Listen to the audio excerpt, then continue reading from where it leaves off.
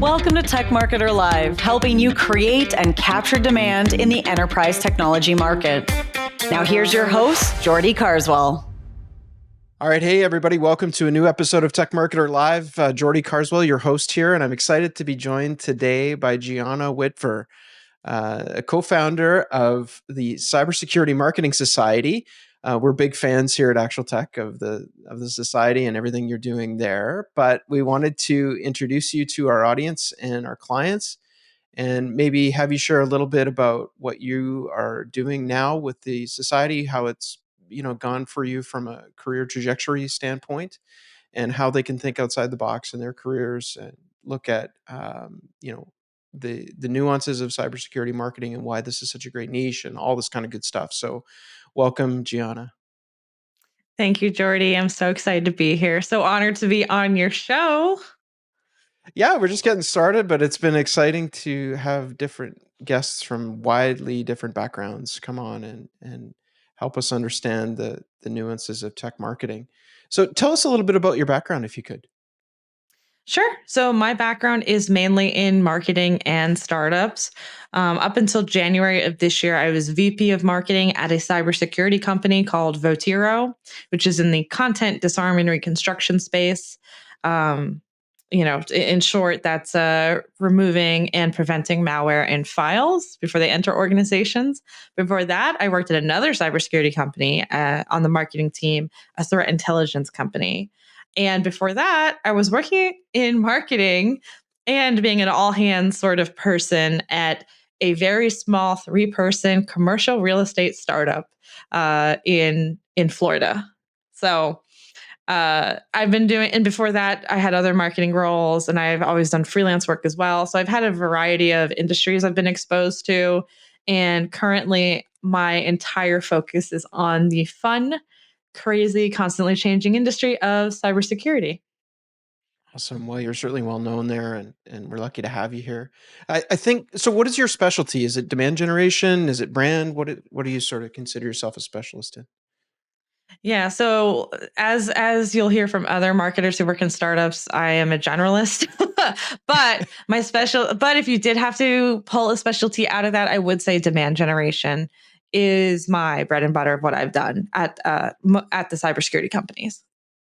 Right. And so when you have come into cybersecurity companies, where were they in their growth cycle usually?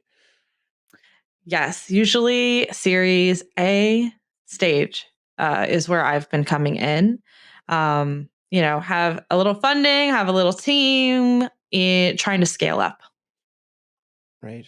And so when you come in, how many, let's say at Votiro, how big would your team have been that you got to work with? Oh yeah, that changed over time, and the team is larger now. They have a new VP of marketing who is absolutely amazing. When I started, it was a team of 2. So it was actually my previous VP of marketing. I joined as a consultant to start. I actually joined not as a full-time employee, and I worked for the VP of marketing. So our team was 1.5, is what you'd say it is on the marketing side. Right on. And then it So, grew over time. It grew to about 3 people before I left. okay, interesting. So Mhm. I'm curious on this now, because there are some clients that we have that people have come into their roles where the teams were very small and they had to figure out where they were going to prioritize first. How did you approach that when you came into your new roles? It starts with the assets of the company, right? Because my honest opinion is that sure, there's, best practices and guidelines and things in every category of marketing, um, for any sort of activity you want to do. But before you do anything, you have to look at the strategy and you have to look at your company's assets. So I'm saying all this to say that there is no defined playbook. There's playbooks, but there's no defined playbook. Every company has its own nuances. So to start, in terms of where can you put the most effort in the best way possible and get the best bang for your buck, look at your own company and see what you have. Do you have content? Do you have people who are willing to speak to the media? Sometimes you don't. Sometimes you have founders and technical folks who hide from the camera. In that Hmm. case, creating influencer marketing campaigns around your founder might be tough to do. Do you have a product? Do you have a product that is at a stage where you could show it to people? If the answer is no, then it'll be tough to do demo videos and things of that nature. So it all depends on where you start, and it all depends on what your company has from it. And it's an annoying answer, I know. It's the it depends answer, but that's truly like what I think. Yeah, no, I appreciate it. I think you could pull from that an audit, right? An audit what you have Yeah. is a good Mm-hmm. first step, right? What do we got out there? Let's pull it all together. Let's see where the strengths and weaknesses are of the content or the assets that we have, the personalities Mm-hmm. we have. Yeah, I think that's a great place to start. And then true, Yeah. like your point about where the product is at. If you're not at a position in a place yet, product wise, where you're ready to do lead gen, then Yeah. you need to wait. Do you have a sales team?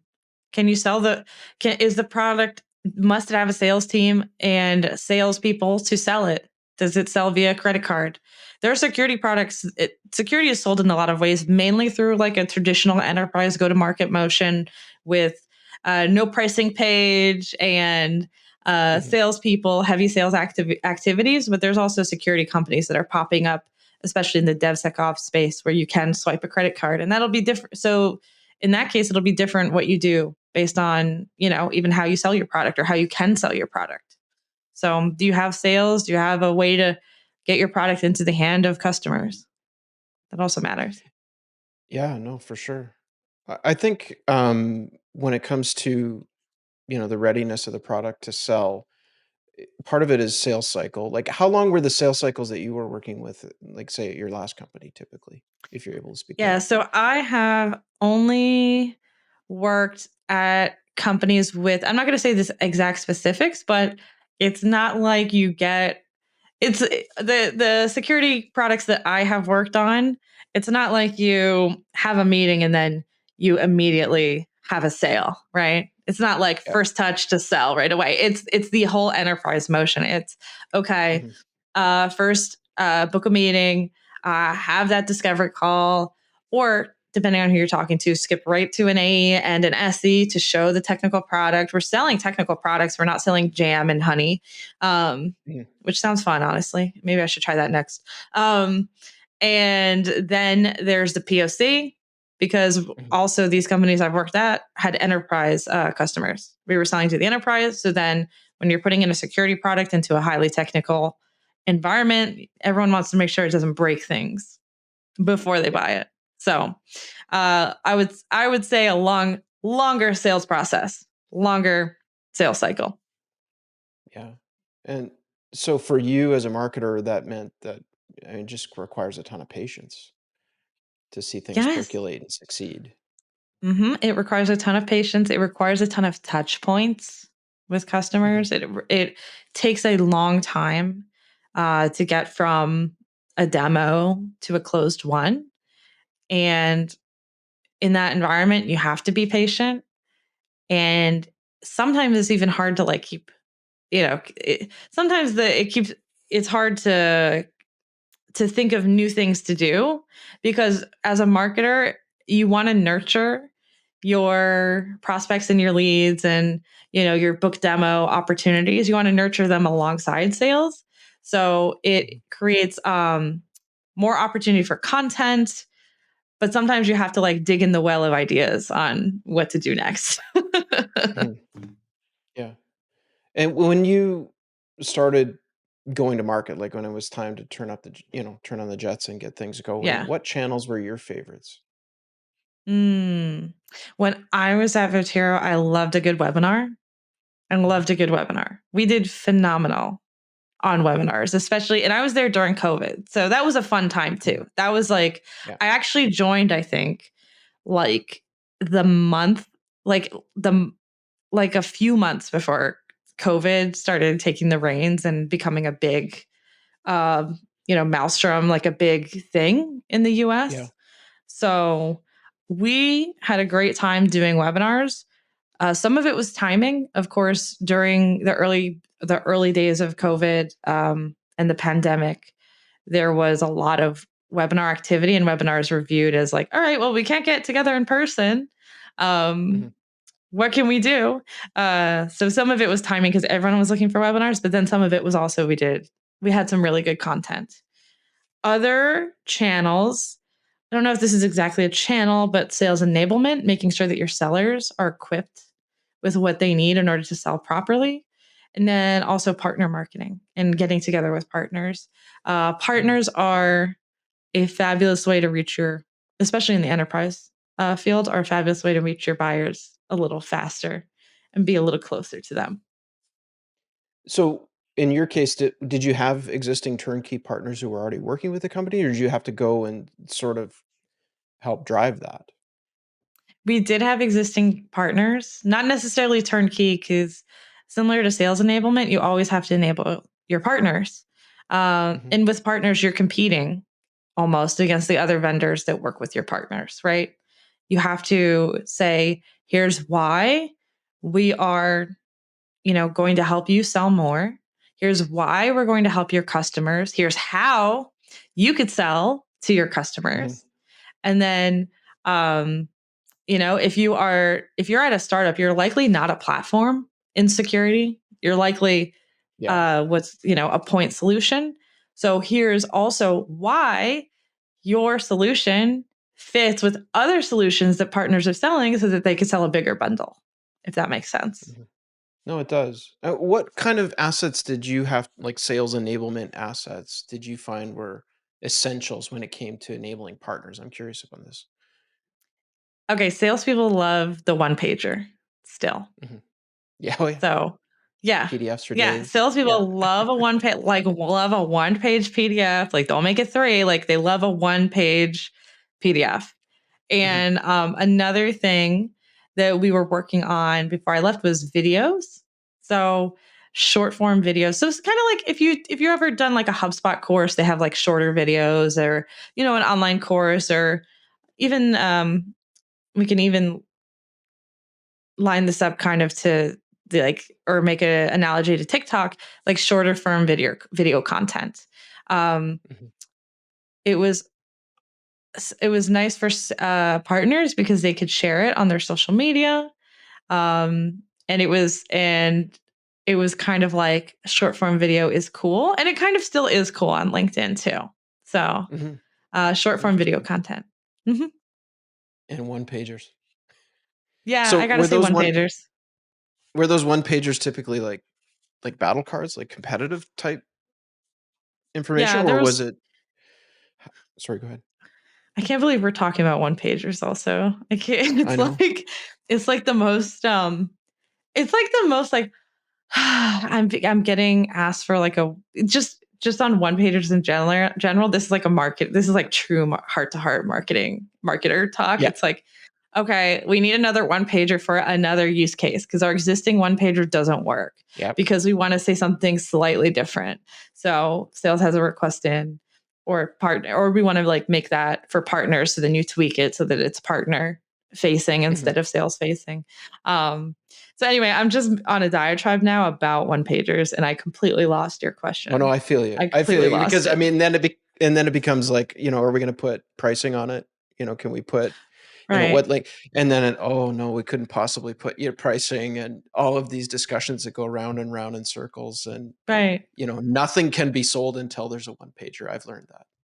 No, yeah, and it's funny because we're in like 2023, but people still love like a thing that you attach to an email. And it's funny because Yep. and maybe it's just like there's probably cool solutions out there that I don't know about that take like the one pager to the next level. But really when you're selling enterprise through partner and through enterprise sales, like people love a leave behind. They love a leave behind. Like your sales team Yep. will love it. You'd be like, this is the same thing as every other one, except I changed the title. And they're like, that's what I need. And you're like, all right, sure. Whatever it takes. Yeah. Oh, no, I think every marketer listening is like, I feel that. I have 3 one-pager Yeah. requests already this week. Yeah. No, I hear you. Jordy, do you And make a so, lot of one pagers? Do you have to make a oh lot of yeah, sales and enablement content? for sure. Yeah. No, Yeah. that's, our team and can attest to that. Like, and we even go so far as to write sales scripts, and we write outreach scripts for cold Yep. outreach for the team, everything, to try and give them every piece of help that we can Yep. for them to go to market, because we want them to feel confident. We want them to speak intelligently about it. And also, the more that we can cover with them up front, the more that when they go to market, they're selling correctly, right? They're providing accurate information that doesn't lead to headaches later on, and so on and so forth. But I have a bit of a founder Exactly. skew on that. But Mm. yeah, I think, it's, you can't get away from it. And auditing what you have and how old it is, and whether it's accurate anymore, and was it a quarterly promotions, and all kinds of stuff, Yeah. right? It's And just, that, because the thing about creating all these documents, which is like, okay, fine, like it helps the process. That's great. Like, I will do anything to support, to a certain point, to support sales and what they're doing, right? But then you have so much material. Oh my gosh, you just have like yeah, you have like 300 one pagers, and you're like, what? How do I update all of this? Like you said, like, yeah. like God forbid there's like a brand lift, like, or Yeah. a rebrand ever. There's the cold sweats start then. Yeah. No, No, yeah, I know, there it really we could does. actually, we could label this episode one pagers and more with Geordie and Gianna, but I think, I but want to buy onepagers.com. I wonder if it's available. I don't know what yeah, I'd do with it, but yeah, they could create a swipe file of a pile of swipe files of everyone's one pagers, and everybody can vote on which one looks cooler, or has enough, which one has better pictures, diagrams, and so forth. which one has a better Shutterstock image? Yeah, exactly. Yeah. This is completely off topic, but we've started experimenting with AI created images for instead of stock, using Midjourney, but Midjourney really struggles with hands. And so we have really cool photos with people's hands that are just a little bit off. Like they have like two fingers and the rest are blended together. But if you don't look close, it's fine. They look really cool. You just like tell Midjourney, like put a vase in front of the person's hands. Right? Uh, Like let's just no hand, put it under the table. Just yeah. resting on their lap. What Can't do see it. I what do I do with these hands? But yeah, anyway, so yeah, one pagers, you should do them. I think that's the key takeaway there. But all right, let's move on to something more exciting. So when you started thinking about creating the Cybersecurity Marketing Society, obviously it's a community play. Tell us well, why don't we cover what it is? Like, help share Sure. with us what it is. Sure. The Cybersecurity Marketing Society is the best place to be a cybersecurity marketer. We are a community, an association, a trade org, and ISAC. If you're in cyber, you'll probably know that term, Information Sharing and Analysis Center. We're an ISAC for marketers in the industry, where all cybersecurity marketers can come to help each other, to co-market, and to grow their skills and their careers. And we've been around since March 2020, also the pandemic, like right at that sort of like extreme point. And I'll tell you the backstory and like how we came to be. So I was working at that threat intelligence company, and I had met my co-founder Maria Velasquez, who at the time was at a data diode company. Again, if you're in cyber, you might know these terms. And so our companies did not compete, but I was new to cyber, and she had experience in the industry. And joining cybersecurity from another industry, I had experience in B2B tech. I worked at IBM. I had worked with tech companies. Like I wasn't what's a, what's the cloud? I wasn't like that, right? But cyber was such a different industry. It was absolutely highly technical, constantly changing, heavily driven by threats and threat actors. So what was happening out in the world and current events was heavily affecting of cybersecurity companies and cybersecurity buyers. It is heavily venture backed and therefore incredibly competitive, and even more competitive because there is about 3,500 plus cybersecurity companies out there in the world today. And I honestly think that's a low ball estimate. Mm. on top of that, the security buyer does not like to be sold or marketed to. It is viewed almost as a threat to get, an unknown email from a random person who wants you to click on a link, right? That's not in Open the the one MO. pager. Open the Yeah, one pager. open the one pager. It's like, no, I will not. Block, right? They don't pick up phone calls, stuff like that, right? So it's very, very different. And I was like, whoa, because like I joined and it's a threat intelligence company. I'm like, okay, I did a little Googling, but then you like get into what your product does and you're like, whoa, all these like new terms. And so I had met with Maria and she had already been in the industry and we started to share intelligence about the industry with each other. I started being like, hey, what do you think of this event? She'd tell me and she'd be like, hey, what do you think about this? And I'd tell her that. And I'd be like, can you look at my automation? Is this too many emails for our persona? Things of that nature.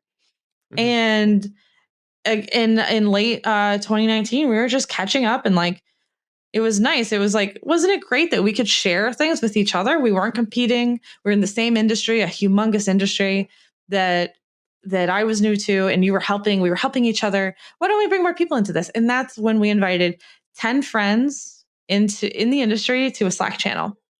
And that Slack was the Cybersecurity Marketing Society. And it has grown from those 10 friends and industry colleagues to over 2,400 members at around 800 Wow. cybersecurity companies around the globe. Congratulations. That's fantastic. That tells Thank you you. you had product market fit there, eh? That's pretty good. Yeah. We were doing, we were quote unquote doing community in March 2020.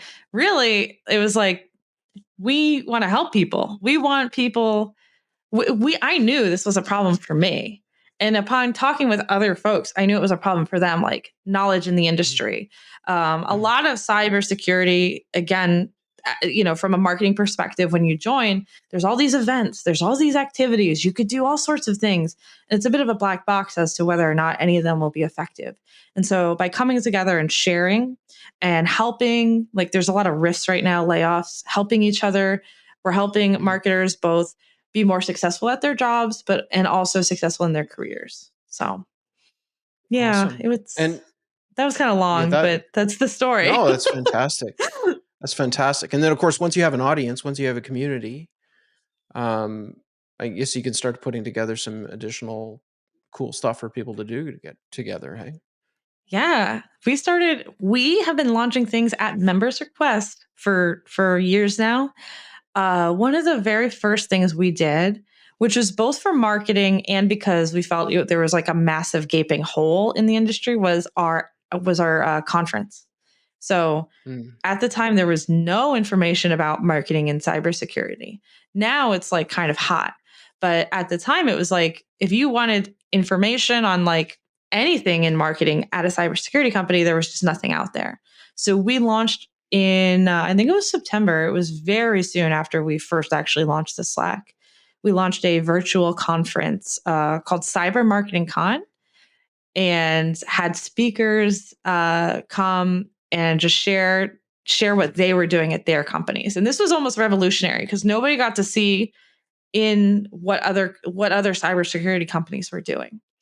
Mhm. And we did that again the next year. And then last year we did our in-person conference for the very first time live in Arlington, Virginia. And then this year we're going to have our conference in Austin, Texas in December.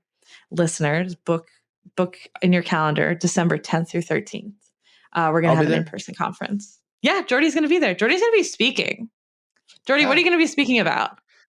We're going to survey actual text audience of CISOs and security folks to ask them a bunch of questions about how they buy stuff, what their priorities are, what they're looking at for the next year, and then we're going to share all that with everybody. And I think it's going to be really interesting. And I think I love the fact that you guys have niched down like this because were you a little bit scared or did you think to yourself, well, I don't know if we've gone broad enough here, is there enough interest, or because it started so organically it didn't matter? How did you look at it?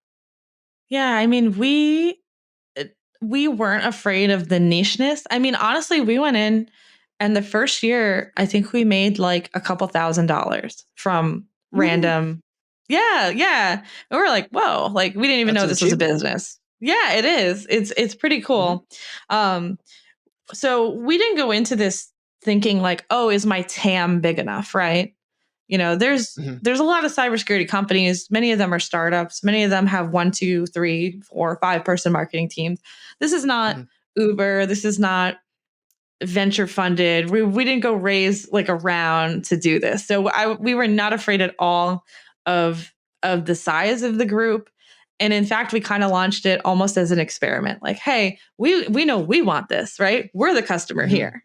I want this. Gianna wants this. Maria wants this. Our third co-founder, Aileen, wanted this. We wanted this space for us.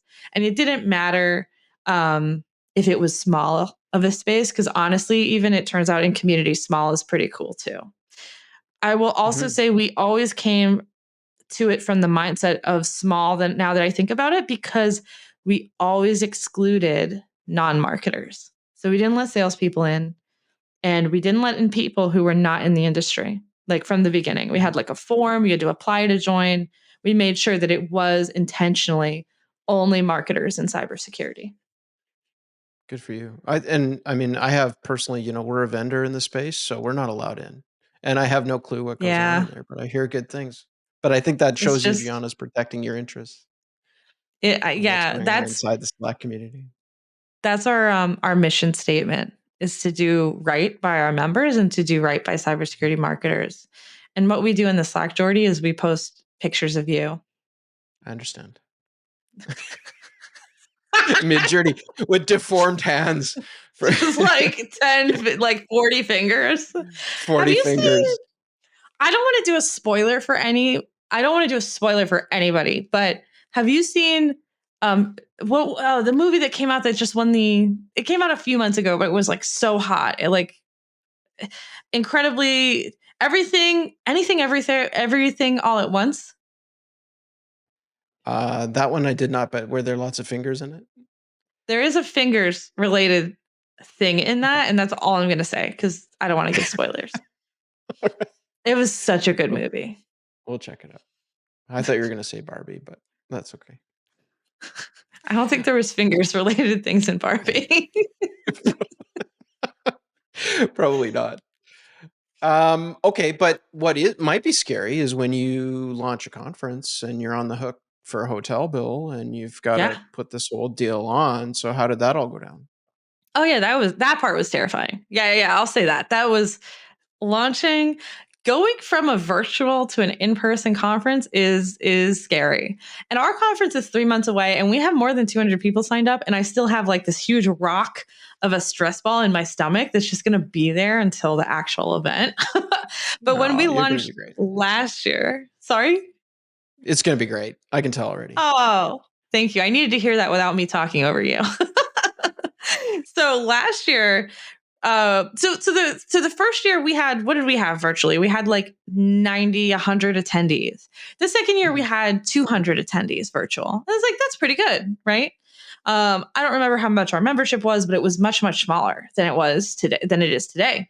Then last year, when we first went into originally planning our conference, we thought the same thing. We were like, okay, maybe we sat down, we were like, how many people will come to this? It was in Arlington, Virginia, so it's in a good metro area, right? You could get to it from New York, which is part of the reason we chose it. You get to it from New York, you can get to it from Philly, you get to it from DC. It's in like an area where there's a lot of population. And then we looked at the hotels. We also planned it like 6 months in advance, which is not anything. I don't recommend that to anyone. That was not, we did a great job, but that was not guaranteed. Yeah. So basically what we did was we said, okay, if 80 people come, 80 people, that'll be a success. And like, we looked at our membership, we probably had around 1,200 people at that time in the members. Okay, can 80 people, which is like a very small percentage of this, like less than 8%, will 80 people come? And we also asked our members, we were in constant communication, like, would you come to a conference? And a decent amount of people said yes. And we felt, okay, 80 people, we could do that. And we said 100 is a stretch goal. And then we just did it. We did it. We, of course, mitigated and we ended up getting 218 people to come. So we blew it out of the water. There was not enough chairs. The hotel ran out of rooms, things like that. But when you're also planning your first event, there is some stuff you could do to mitigate like costs and your risk with the hotel. So we used Helms Briscoe, if you've heard of them. We used Kamal Deraja, who's actually a member of the society, and she worked with us to help broker. So Helms Briscoe is like a broker, but for events. So if you want to plan an event, you can work with them for free, and they get paid commission by the hotel. Yeah. So but for corporate events, if you wanted, so she helped us negotiate with the hotel to reduce our risk, like X amount of. The thing you really have to look at is like the room block, X amount of rooms that you're guaranteed to pay for, even if nobody takes them, and then X amount of food and beverage minimum, which you must spend in order to get your conference rooms for free. Yeah. Interesting. And plus, I guess it was probably a good time because hotels are trying to get the conference business going again. It was really good timing. Yeah. The timing was great. And so this year, what do you have? What's going to be different this year for the in-person one? This year's hotel is, no offense to last year's hotel, this year's hotel is leagues above because it's like a brand new hotel. It's like brand new. It's absolutely gorgeous. It's the Marriott downtown Austin, rooftop pool, not corny, tiki bar on top, like really astoundingly gorgeous venue. On top of that, we added tracks. And we made the rooms bigger. There was a lack of field marketing track last year. And so we added a full field channel partner ABX marketing track into the conference. We read through all of the reviews and the feedback from our attendees. We have a new swag policy at this year's conference. No junky swag is allowed at the event. We're going to save the environment and make everybody have awesome swag. What do I do with my keychain flashlight? That's no go, I guess. The keychain flashlight, the squeeze ball. Well, how many hands do you have on it? Can you put a sticker or something? So if you can put I know you're joking, but I'm maybe, or your face or something. If we could put a cool Keep Austin Weird sticker on it, I think it will count. But so no junky swag. The other thing we're doing is we're involving charity. So giving back is a huge part of, and I think that matters a lot to us. So we have partnered with Women's Society of Cyber Jiu-Jitsu.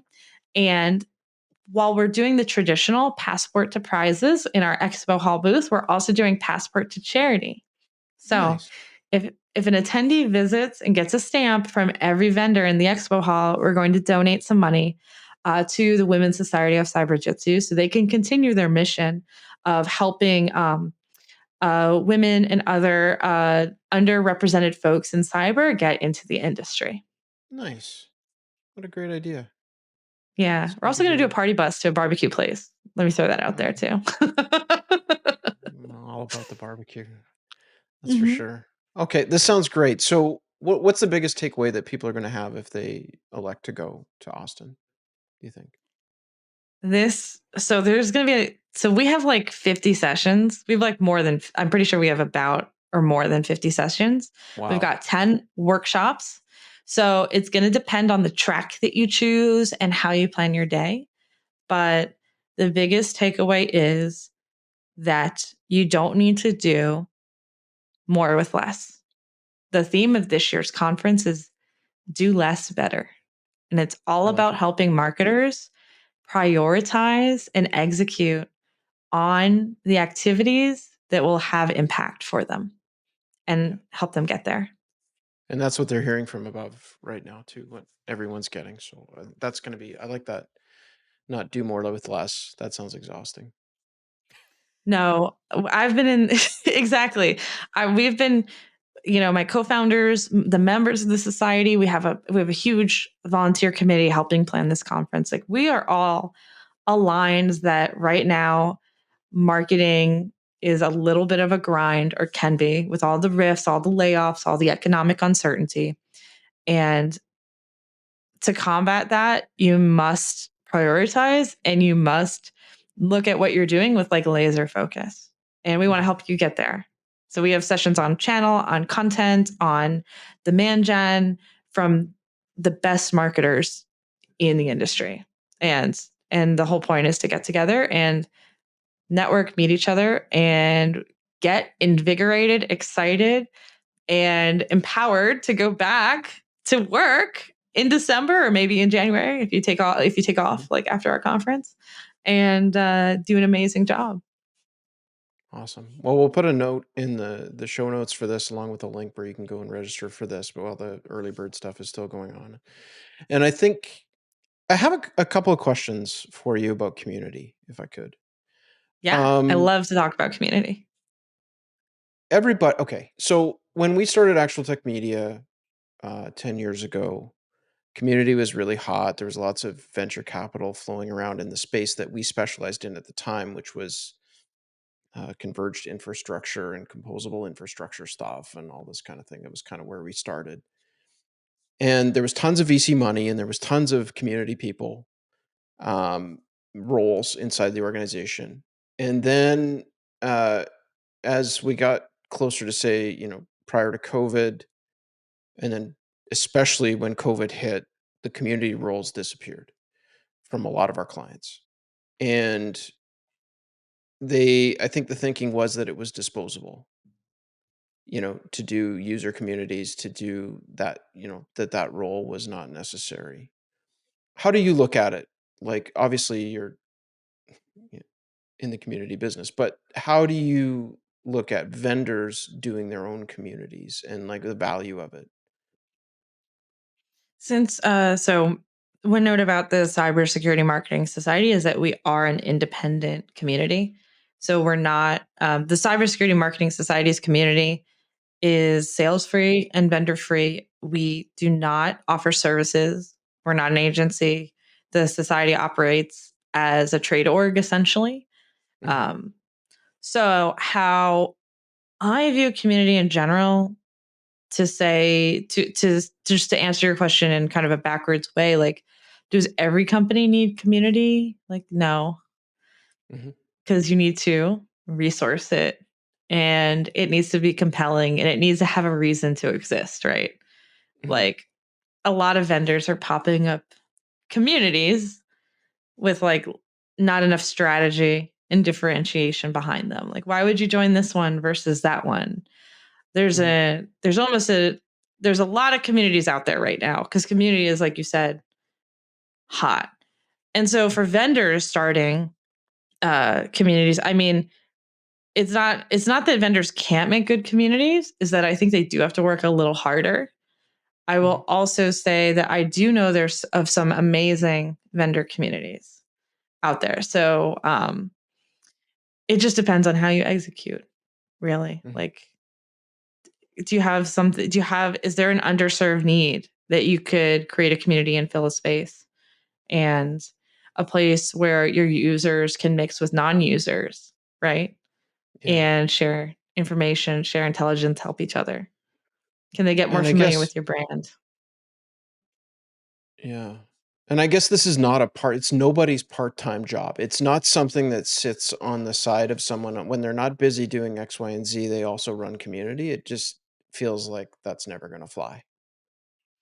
Yeah, I mean, I think Reddit does that, but that's not a community. It's like its own little beast, right? People think of community and they think of Reddit, but because most of the subreddits in there are moderated by volunteers. Mhm. But to run like a true full fledged community, I mean, we did it part time.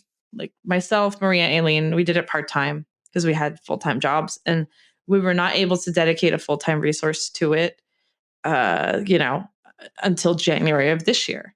But Mhm. we worked like nights and weekends and And there was little three of you. cracks of the day. And there was three of us, exactly. There was Yeah. three of us.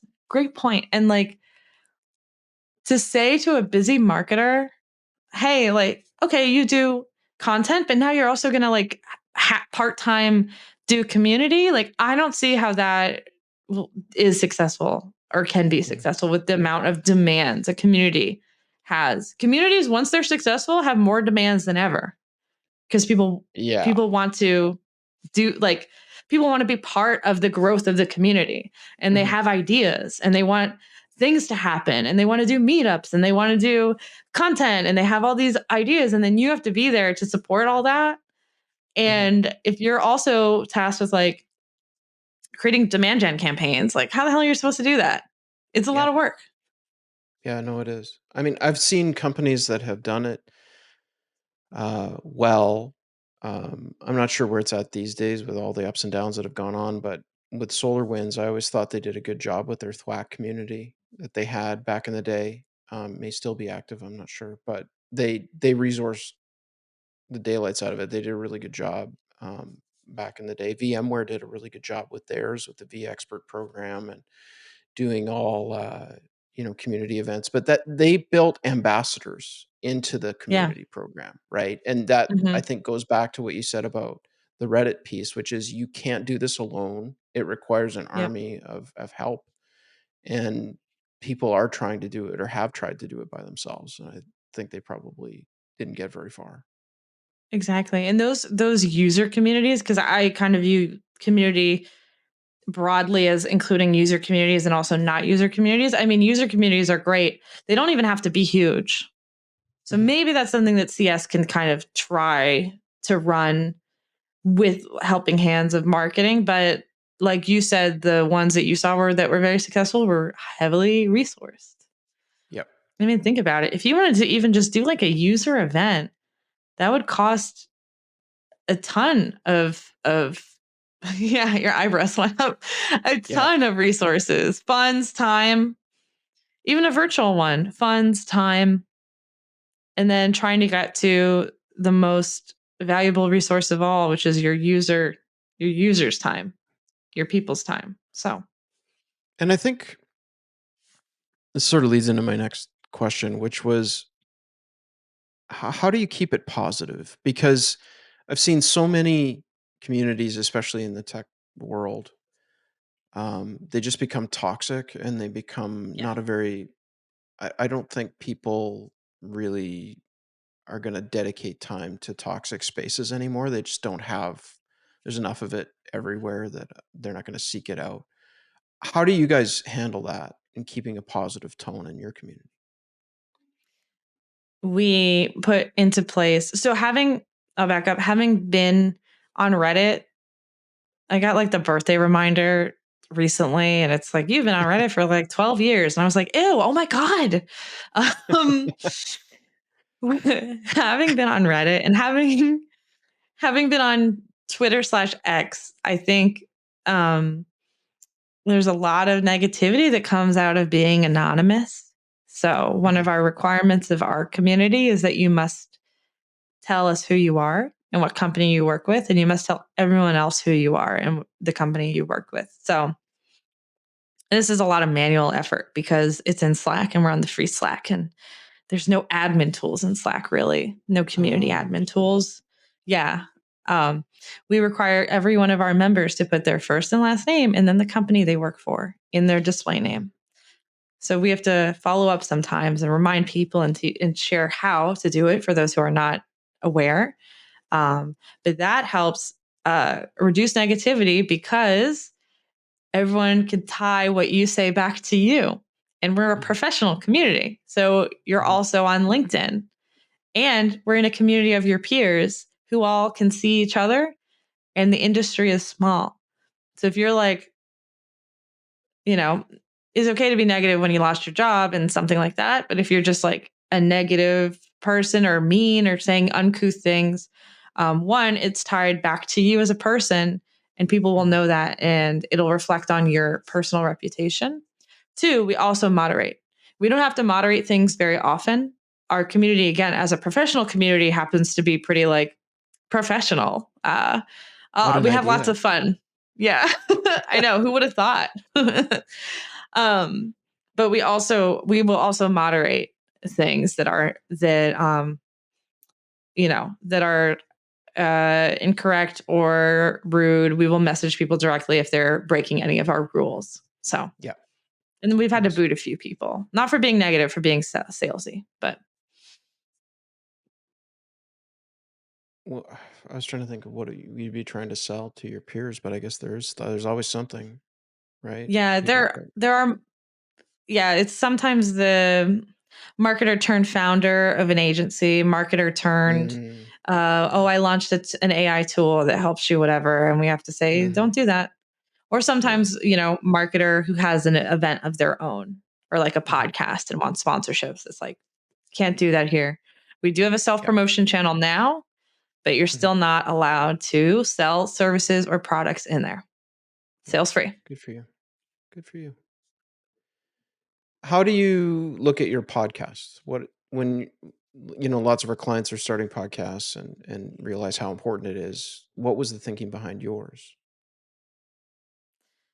Well, it was again. Well, we were scouted to start our podcast by Hacker Valley Media. So we, Hmm. which is Chris Cochran and Ron Eddings, and we owe them a big gracious thank you for launching our show and being the ones who say, "Hey, you guys should have a podcast," and we'd be like, "What? Okay." So we were scouted, and but we did fill a gap. So Hmm. there is a gap again of content geared towards marketers in cyber. I said previously that like there really wasn't any like 3 years ago and now there's some. There's Hmm. still not a lot of really good content. A lot of the content comes out of agencies and people selling to marketers in Hmm. cyber, and we wanted to be an independent voice. And we also Yeah. wanted to highlight and celebrate our members. A podcast lets us shine the light on the other members of the community. Not just Yeah. not just us, but it lets us share and showcase the brilliant people that we have in the Cybersecurity Marketing Society. Yeah. That's a good point. I like one of the, we've just recently gotten started with our series at Actual Tech, but one of the things that I love about it is you get to talk to smart people about things that I know. interest you. And that, Isn't it fun? it's so great. Yeah, like today. Oh, that's sweet. Yeah. You learned about a Well, movie that you're I gonna go did. put on your Netflix list. Watching for Yeah, fingers. it's like we'll talk that it's like getting like a little like class every time. It's like, oh wow, I like learned something Yeah. from it's like going to school. It's like, oh, I have an hour of like being told by a brilliant person about something they know deeply about. Where else Mhm. do I get to do this? No, I know. And two, everybody's like the cost of doing it is come down a lot, and I think it's a lot more accessible for people to talk to other interesting people and create some great content. But Yeah. um, so here as we wrap up, one of the questions I always like to ask people is, what should we ask you that nobody usually asks you when you're on podcasts and you're being interviewed? What should they? What's something that you wish people would ask because it's important? Oh, I don't I have threw an you for a answer to loop. I that. didn't prep you on this at all. I know. Ah, that's okay. We throw you for a loop on our show. So That's okay.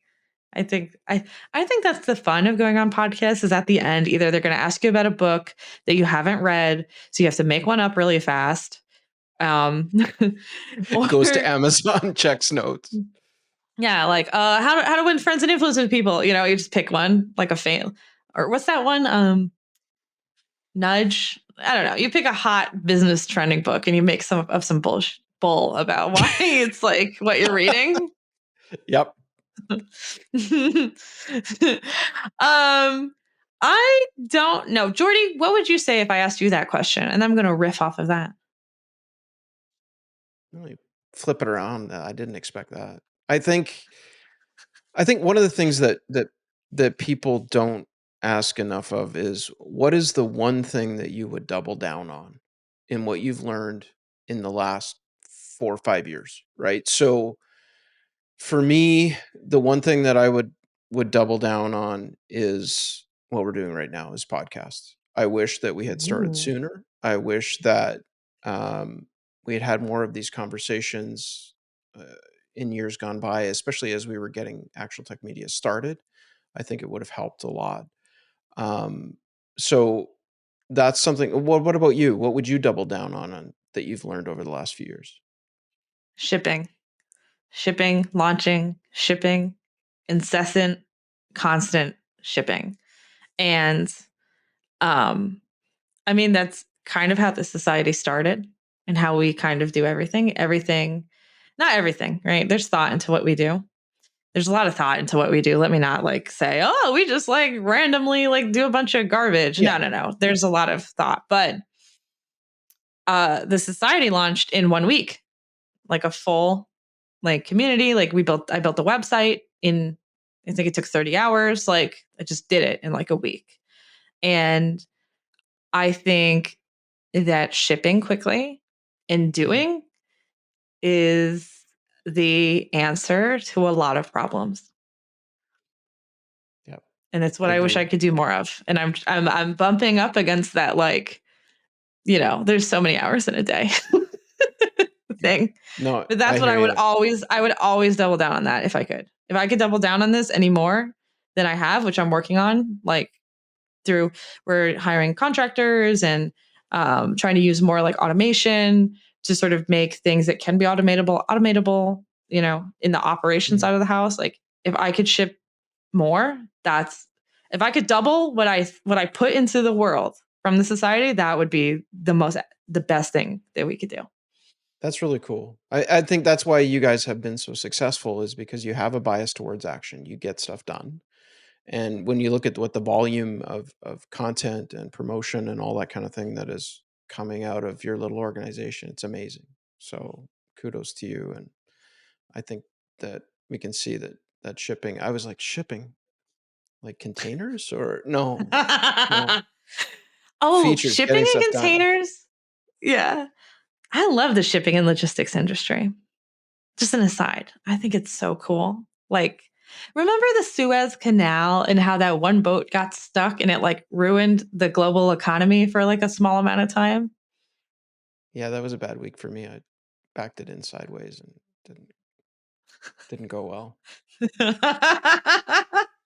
You need that there's like a feature on cars now where like you press a button and it'll like parallel park for you, right? Is that a thing? Yeah, I imagine they have that for ships too, I would hope. Yeah. Didn't work though.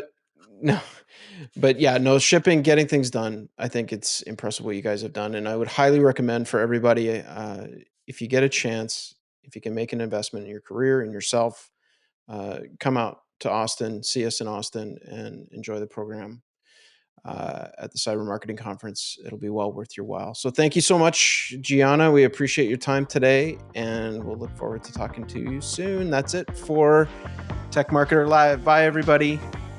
Bye.